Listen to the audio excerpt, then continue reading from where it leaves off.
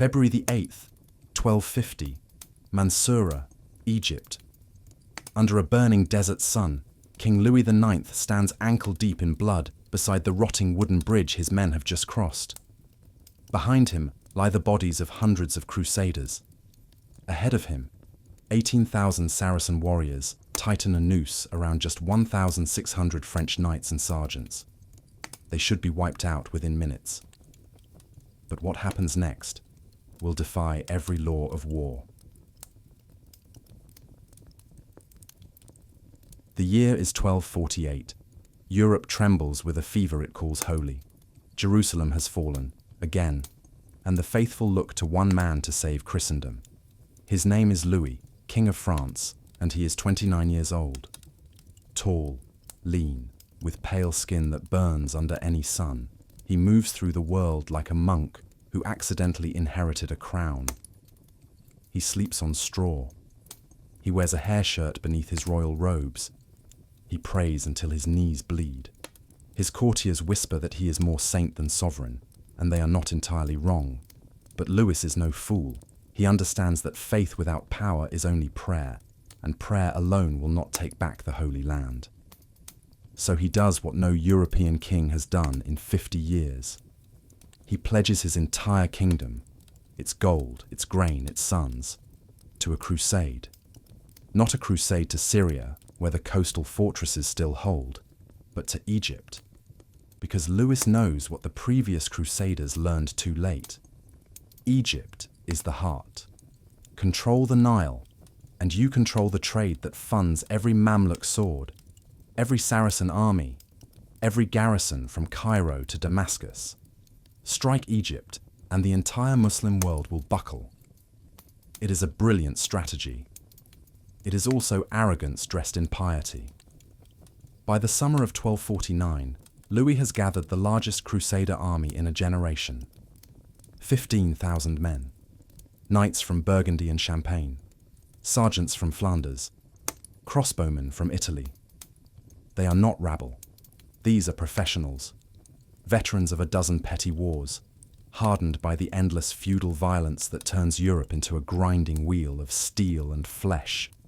They have the best armor in the world, the finest war horses, and an unshakable belief that God rides with them. They land at Damietta, a port city on the northern edge of the Nile Delta, and take it in a single day. The Egyptian garrison flees without a fight. The Crusaders walk through the gates like conquerors in a dream, and for a brief, dazzling moment, it seems the whole campaign will be this easy. Louis plants the cross on Damietta's walls and sends word back to Europe. The crusade has begun, and God is smiling. But Egypt is not Europe, and the Nile Delta is not a place that forgives mistakes. The march south begins in November.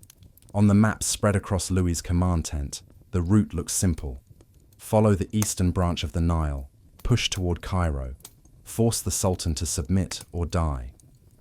In practice, it is a slow descent into hell. The delta is a maze. Canals crosshatch the land like veins, each one a barrier that must be bridged or forded.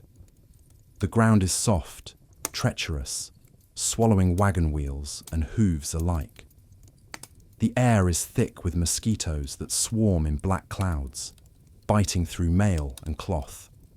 Men sweat through their gambesons by mid-morning and march through the afternoon in a haze of heat and thirst. The water they drink from the canals tastes of mud and rot, and within weeks, dysentery tears through the camp. Soldiers crouch in the reeds, shitting blood, too weak to stand. The Saracens do not meet them in open battle. They do not need to. They are fighting a war of patience, of attrition, of land that kills as efficiently as any sword. Ayyubid scouts shadow the Crusader column from a distance, watching, waiting. Every few days they strike, a raid on the supply train, a volley of arrows into the rearguard, a bridge burned just before the French can cross. Then they vanish back into the reeds, and the Crusaders are left staring at empty fields and distant smoke. Louis presses on. He has no choice. To stop is to starve. To retreat is to abandon the entire crusade. So the army grinds forward, slower each day, bleeding men to disease and ambush. The knights grow sullen, the sergeants mutter, and in the vanguard, where the young lions ride, impatience begins to curdle into recklessness. At the head of that vanguard is Robert of Artois, Louis's younger brother. He is 24 years old, broad-shouldered, loud and hungry for glory. He wears his armor like a second skin and charges into every skirmish with the grinning certainty of a man who has never lost. The other knights love him. Louis does not trust him. There is a wildness in Robert, a refusal to see the world as it is rather than as he wants it to be. It will get him killed.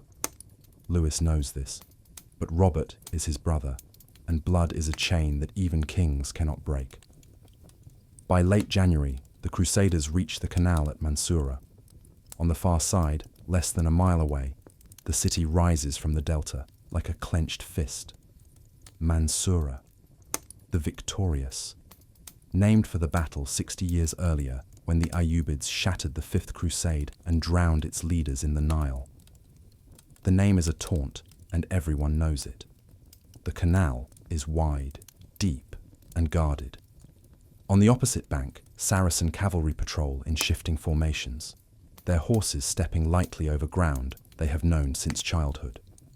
Behind them, the gates of Mansurah stand open, and soldiers pour out in a steady stream, Mamluks, Bedouins, Turcoman horse archers, all of them watching the French with the calm, patient gaze of men who have done this before. Louis orders the engineers to begin constructing a bridge. It is slow, brutal work. The French drive pilings into the riverbed while Saracen archers rake them with arrows. Men scream and topple into the water, their armor dragging them down. The river runs red. The bridge grows one plank at a time, and each plank costs blood. Days pass. The bridge is half finished, then 3/4. The Crusaders can taste victory. They can see the walls of Mansurah, can hear the call to prayer echoing from the minarets. They have marched through hell to get here, and now the city is close enough to touch. Then a local Bedouin approaches the French camp. He says he knows a ford, a secret crossing, upstream, hidden by reeds. He will show them for gold. Louis listens. He is not a trusting man, but he is a desperate one. The bridge is taking too long. His men are dying of disease faster than they are dying in battle. If there is a way to cross, to flank the Saracens, to take Mansurah by surprise, he has to take it. Robert of Artois leans forward, eyes bright. "Give me the vanguard," he says. "I'll take the ford. I'll take the city. I'll take all of it." Louis looks at his brother and sees a younger version of himself, before the years of kingship ground the edges smooth, before the weight of a crown taught him caution. He should say no.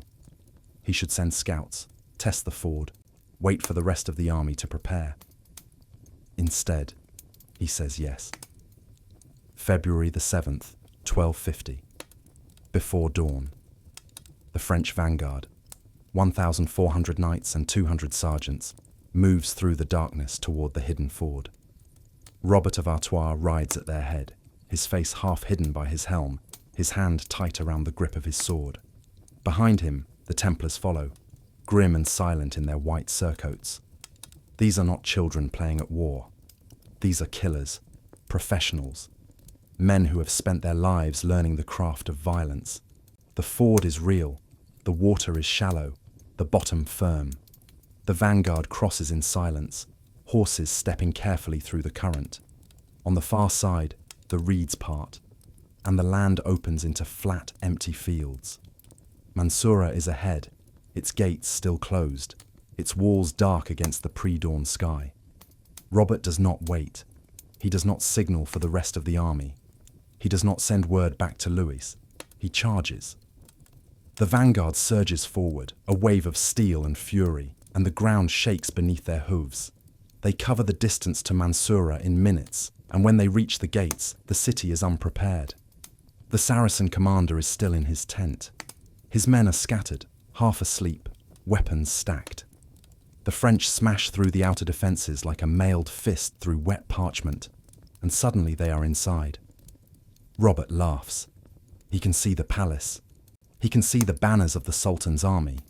He shouts for his men to push deeper, to finish it, to take everything. And that is when the trap closes.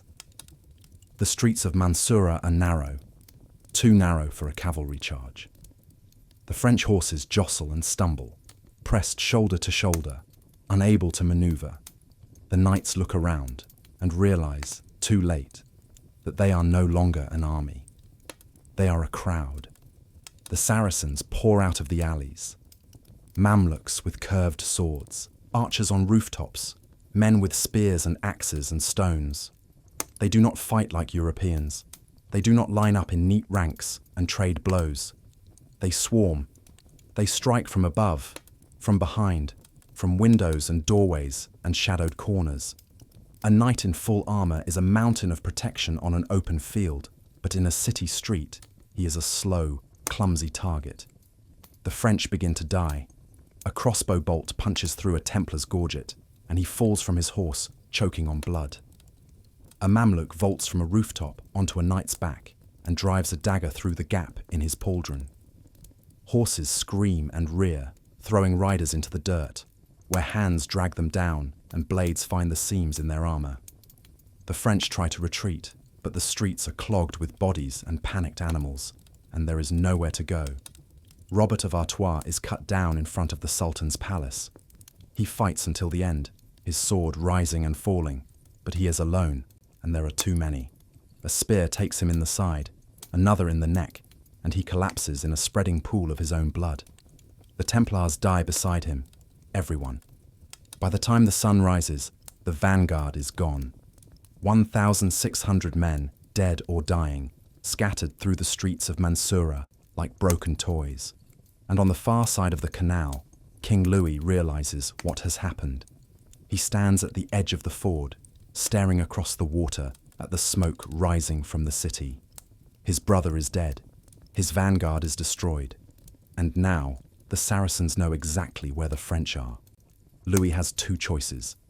He can retreat, abandon Mansurah, abandon the crusade, admit that the entire campaign was a mistake, or he can cross.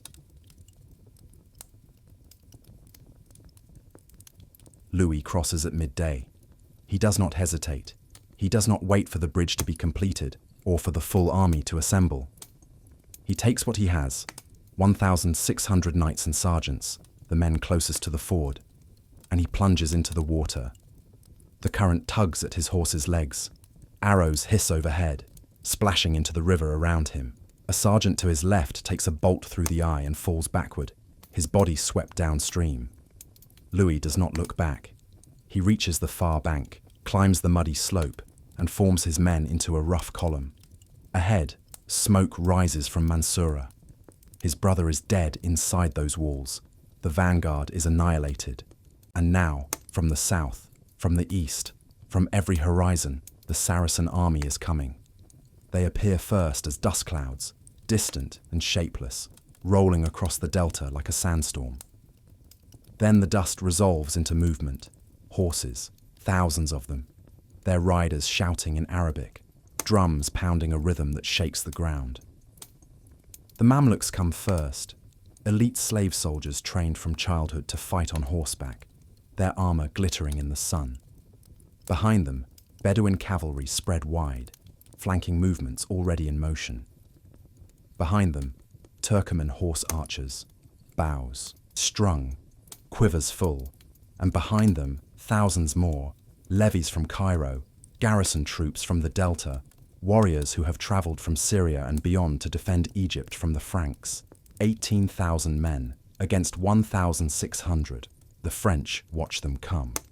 They stand in a loose formation on open ground, the canal at their backs, nowhere to retreat. The heat is monstrous. The sun hangs directly overhead, burning through mail and padding, turning helmets into ovens. Men gasp for breath. Horses tremble, their flanks slick with sweat. And still the Saracens come closer, the drums louder, the war cries sharper, until the air itself seems to vibrate with violence. A knight near Louis vomits inside his helmet. Another whispers a prayer, his voice barely audible over the rising roar. The Mamluks begin to circle, a noose tightening, their lances lowered, their horses moving in perfect coordination. They do not charge immediately. They are testing, probing, looking for the moment when the French line will break on its own. Louis raises his sword. "Hold," he says. His voice is calm, almost quiet, but it carries. "Hold, and trust in God." The first Mamluk charge crashes into the French left flank like a hammer into glass. Louis has no time to think. He only has time to react. The French formation is already buckling, knights stumbling backward under the weight of the Mamluk assault, horses screaming as lances punch through their chests. Men fall, and the line compresses, tighter and tighter, until there is barely room to swing a sword. "Square!" Louis shouts. "Form square!" It is a desperate maneuver, born of instinct rather than planning. The French collapse inward, shields out, forming a crude defensive ring. It is not elegant. It is not the textbook formation drilled into every knight since boyhood, but it is dense, and density is all they have. The Mamluks circle the square, hurling javelins, loosing arrows, looking for gaps. The French crouch behind their shields and pray. Inside the square, the wounded lie in heaps. Men with shattered legs, punctured lungs, faces split open by maces. The priests move among them, whispering absolution, their robes soaked with blood. A young sergeant clutches his stomach, trying to hold his intestines inside, his eyes wide with disbelief. An older knight kneels beside him and places a hand on his head. "You'll see heaven before me," the knight says softly. The sergeant nods, lips moving in silent prayer, and then he is still. Louis stands at the center of the square, his sword in one hand, a broken shield in the other. His armor is dented, his surcoat torn. Blood runs down his left arm. Not his own, he thinks, though he cannot be sure. Around him, the noise is deafening. The clash of steel, the screams of dying horses, the endless thudding of arrows into shields. The ground beneath his feet is slick with blood and sand, churned into a red paste by thousands of hooves and boots. The Mamluks pull, back, regroup, and charge again. This time they target the northern edge of the square, where the line is thinnest. A wedge of cavalry drives into the French shields, splitting them apart, and for a moment it seems the square will collapse entirely. But the knights surge forward, stabbing upward with daggers and short swords, dragging riders from their horses, and the line holds. Barely. A Mamluk commander watches from a distance, his face unreadable beneath his turban. He has fought Crusaders before, at Hattin, at Leforby, in a dozen smaller skirmishes. He knows how they break.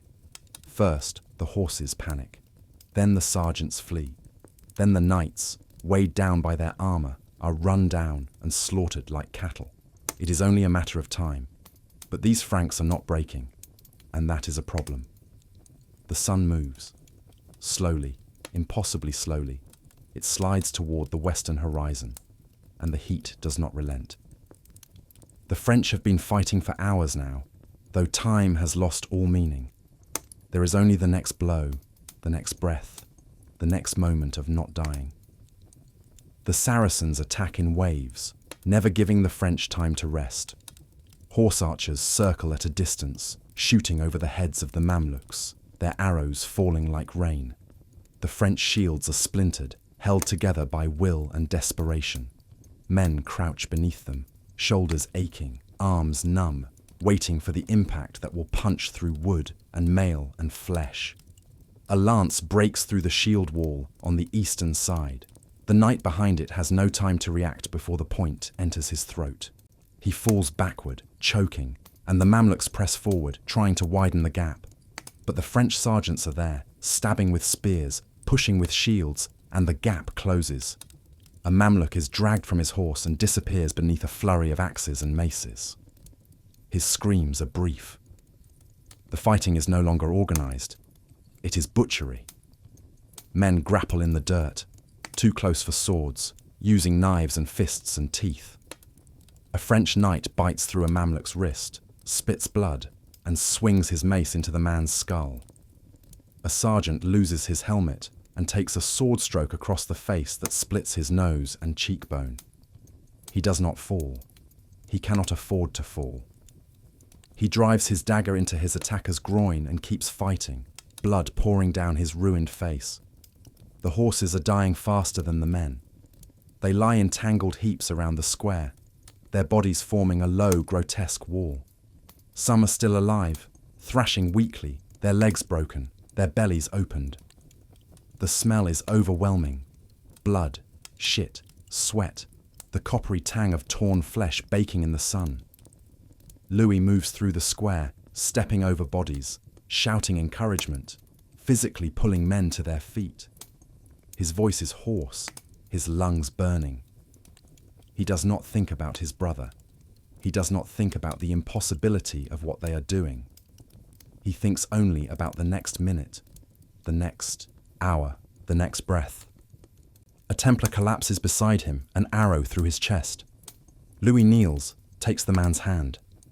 The Templar looks up at him, eyes already glazing, and whispers, "Will we hold?" "We will hold," Louis says. The Templar smiles and dies. It happens so suddenly that no one understands it at first. The Mamluks pull back from the square, not to regroup, but to argue. The French watch, gasping for air, as the Saracen commanders shout at one another, gesturing wildly. Something is wrong. The coordination that marked the first assaults has evaporated, replaced by chaos. The Ayyubid Sultan is dead. He died weeks ago in Damascus, and the news has only just reached Mansurah.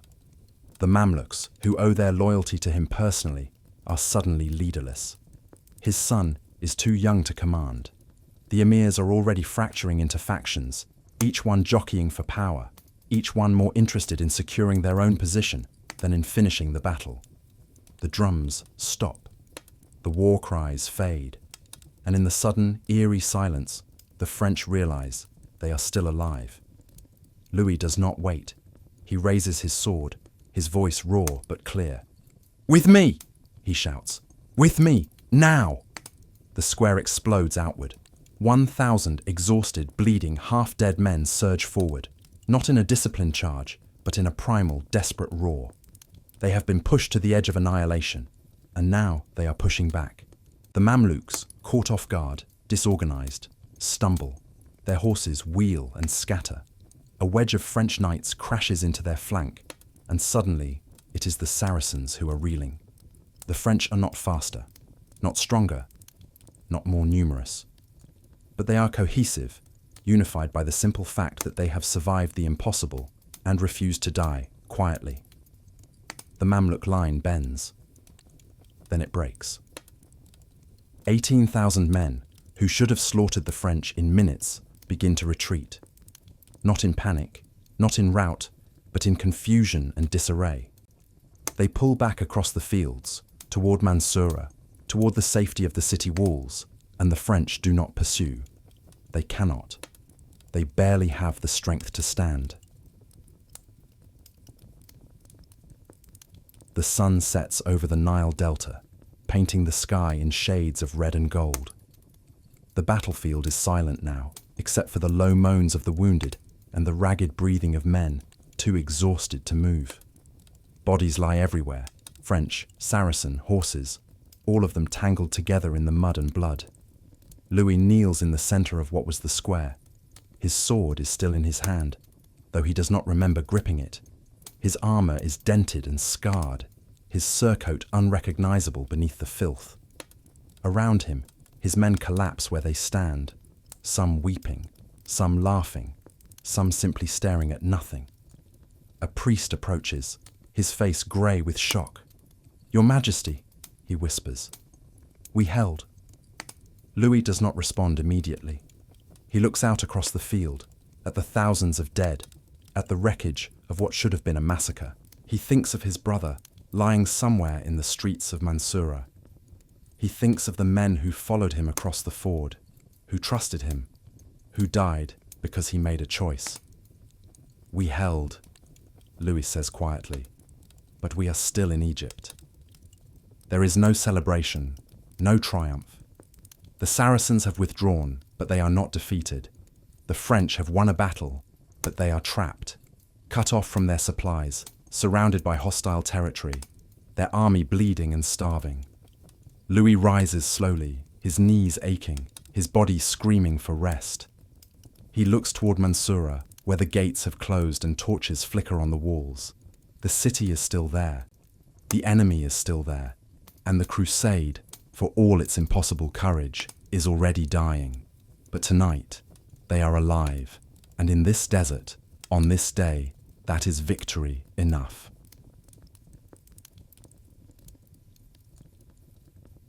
The smell arrives before dawn. It creeps through the French camp like a living thing, thick and sweet and rotten, coating the back of the throat until men gag and retch. It is the smell of thousands of bodies lying in the sun for a day and a night, bloating in the heat. French and Saracen alike, their corpses indistinguishable now, limbs stiffening, skin blackening, flies swarming in clouds so dense they blot out patches of sky. The survivors move through the aftermath like ghosts. They strip armor from the dead, their own dead, because there is no other source of replacement. A sergeant pulls a dented breastplate from a knight he fought beside for 3 years, avoiding the man's face, trying not to think about the wife and children waiting in Burgundy. A squire kneels beside his master's corpse and weeps silently, then takes the man's sword because his own was shattered in the fighting. The wounded lie in rows beneath makeshift shelters, canvas stretched over broken spears. There are no beds, no proper bandages, only torn cloth and river water that is more mud than liquid. The priests do what they can, but they are not surgeons. A man with a shattered leg screams as a blacksmith cauterizes the stump with a red-hot blade. Another, his stomach opened by a lance, whispers prayers while his intestines spill onto the ground. The priests give him wine mixed with opium, and he dies quietly an hour later. Louis walks among them. He stops at every man, kneels, speaks softly. He does not flinch from the smell or the sight of torn flesh. He has seen worse now. He has waded through worse. A knight reaches up with a trembling hand, and Louis takes it, holding tight until the man's breathing slows and his eyes close. Beyond the camp, on every horizon, Saracen scouts watch. They sit on their horses just out of crossbow range, patient and still, waiting. They do not need to attack. They only need to wait. The French have no supply line. The bridge across the canal was destroyed in the fighting, and the Saracens control every ford, every crossing, every route back to Damietta. The food that remains in camp is rotting. The water barrels are half empty, and the river is fouled with corpses. Men begin to count the days in meals, then in mouthfuls, then in sips. Louis stares across the field toward Mansurah. The city still stands, its gates closed, its walls intact. He won the battle, but he is starting to realize that victory was only the beginning of the nightmare.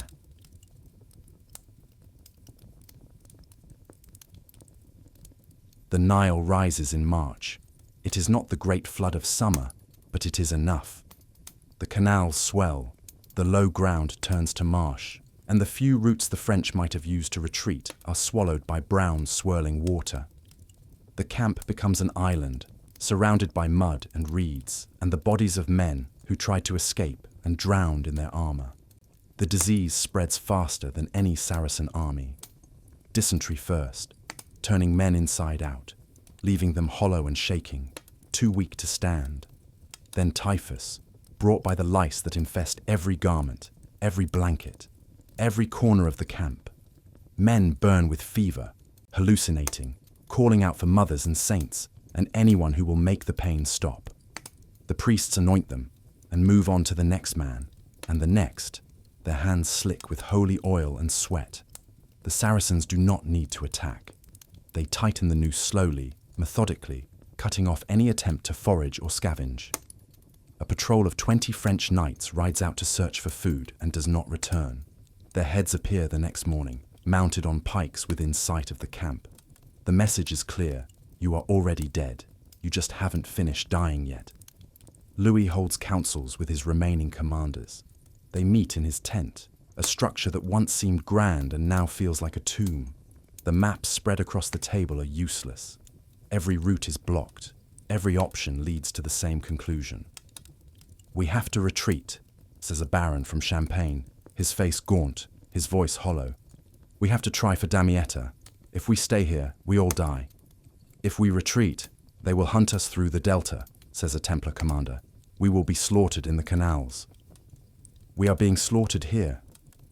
Louis listens, his hands folded, his expression unreadable. He has not slept in days. His body aches with exhaustion, his mind numb from too many decisions, too much death.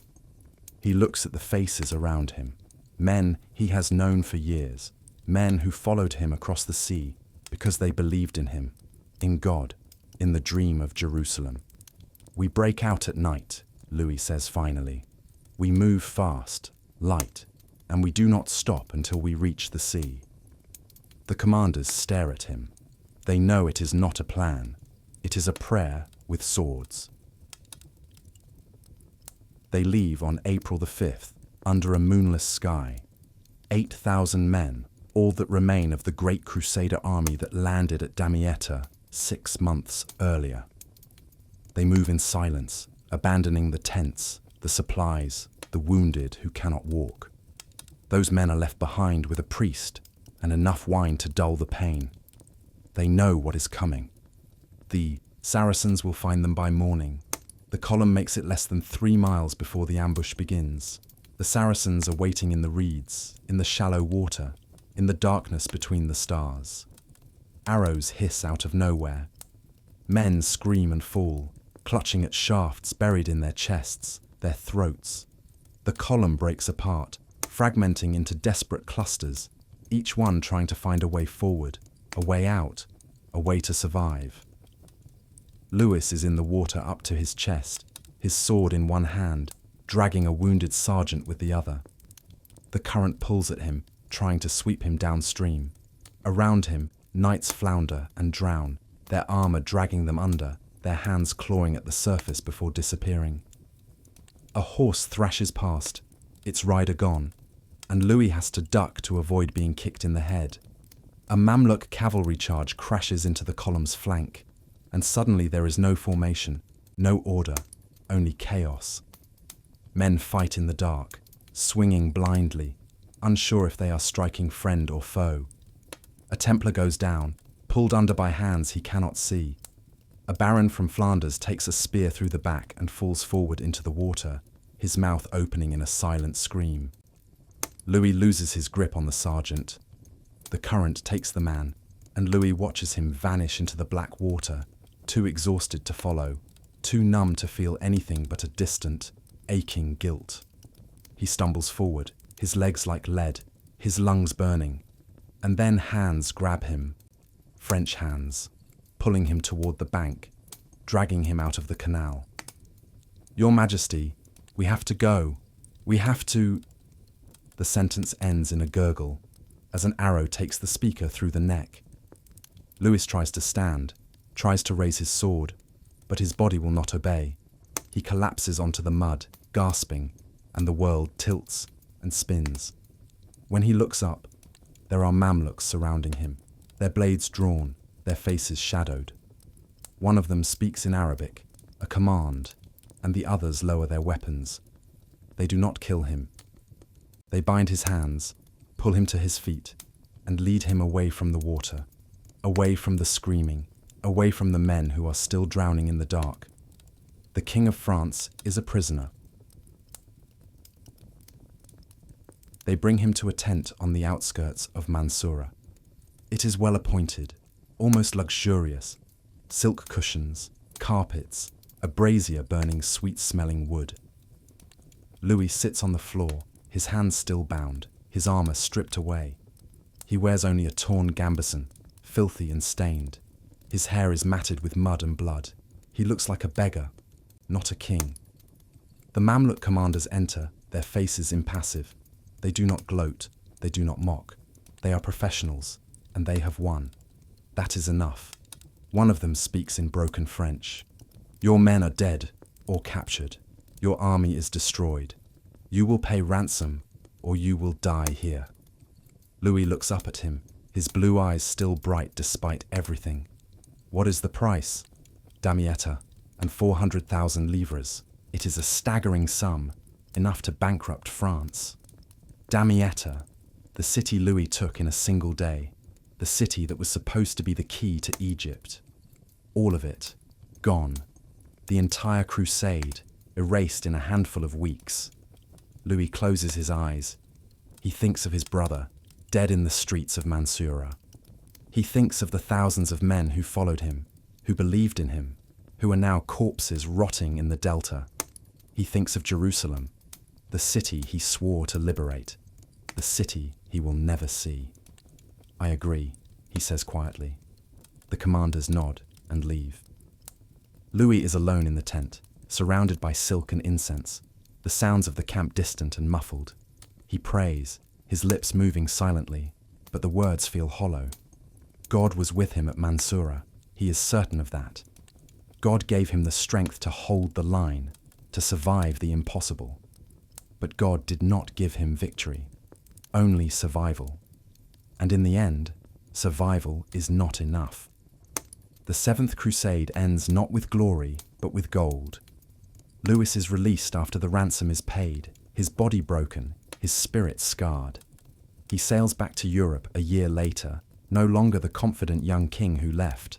He has seen too much, lost too much. He will spend the rest of his life trying to atone for Mansurah, trying to make sense of why God allowed such courage to end in such disaster. Mansurah becomes a legend, the battle where 1,600 men held against 18,000, where a king stood in blood and refused to retreat, where faith and discipline and sheer stubborn will defied every calculation, every expectation, every law of war. But legends do not tell the whole story. They do not mention the 8,000 who died in the Delta, or the men left behind to be butchered, or the ransoms that bankrupted families across France. They do not mention that courage, no matter how extraordinary, cannot overcome a fundamentally broken strategy. Louis won a battle, but he lost the war before he ever crossed the Nile. The Mamluks, emboldened by their victory, will go on to destroy the last Crusader kingdoms, driving the Franks from the Holy Land forever. Mansurah is their proof that the Europeans can be beaten, that their armor and their horses and their God are not enough. And Louis, who became a saint after his death, will be remembered for his piety, his charity, his devotion to justice. But those who look closely at his life will see the shadow of Mansurah, the weight of a day when impossible heroism bought only a few more hours of life, and the lesson written in blood across the Egyptian sand. Courage wins battles, but strategy wins wars. The Crusaders learned this too late, and the price was paid in the canals of the Nile, where the bodies of saints and sinners floated together, indistinguishable in death, all of them equal at last beneath the burning desert sun.